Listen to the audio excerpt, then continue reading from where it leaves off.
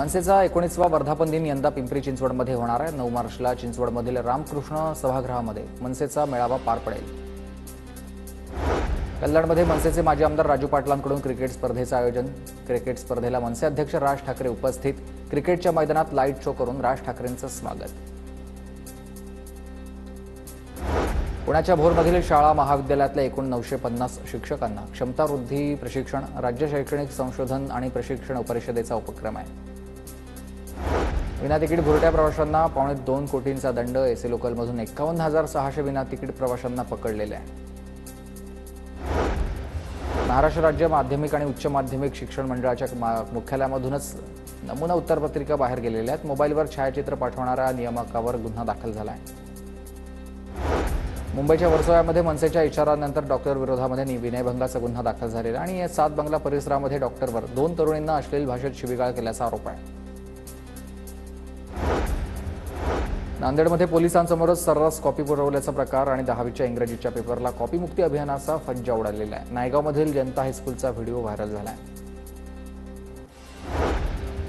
12वीच्या परीक्षा केंद्रावर कॉप्यांचा खच पडला। संभाजीनगरमधील निमगावच्या परीक्षा केंद्रावरील धक्कादायक प्रकार आहे। संस्थेचे अध्यक्ष सचिव केंद्र संचालकांसह 17 पर्यवेक्षकांवर गुन्हा दाखल झाला आहे। पुण्यातल्या भारतीय विद्यापीठाच्या कॅम्पसमध्ये विद्यार्थ्यांची हुल्लडबाजी आणि कर्कश आवाज करत कॅम्पसमध्येच बुलडोझर चालवल्याचा प्रकार समोर आला आहे।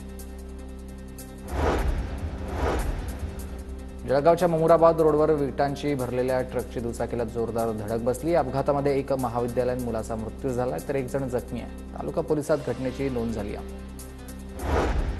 सिंधुदुर्गात अंगणवाडी सेविकेचा मृतदेह जाळलेल्या अवस्थेत आढळला। आरोपी रुजाय फर्नांडिस हा पोलिसांच्या ताब्यात आहे। पैशाच्या हव्यासापोटी हत्या केल्याची कबुली दिली आहे त्याने। आदिवासी समाजाच्या विद्यार्थ्यांचा जिल्हाधिकारी कार्यालयावर मोर्चा। आदिवासी समाजासाठी विशेष पदभरती आणि बोगस आदिवासी प्रमाणपत्र काढणाऱ्यांवर कारवाई करण्याची मागणी आहे।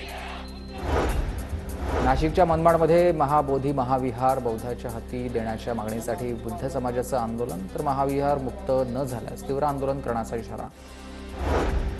कोल्हापूरमध्ये प्रशांत कोरोटकर विरोधामध्ये अखिल भारतीय मराठा महासंघ आक्रमक झाला। कोरोटकर विरोधात जोरदार घोषणाबाजी।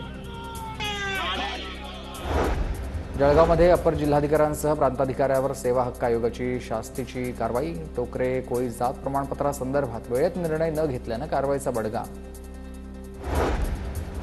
लातूरच्या निलंग्यामधील मुगावमध्ये केळीच्या पिकामध्ये रानडुकरांचा हैदोस। रानडुकरांकडून एकरावरील केळीचं पीक उद्ध्वस्त झालेलं आहे। शेतकऱ्याचं मोठं नुकसान झालंय। नांदेडमध्ये हळद पिकामध्ये आंतरपीक म्हणून मिरचीची लागवड। नव्या प्रयोगामध्ये शेतकऱ्याला चांगलं उत्पन्न।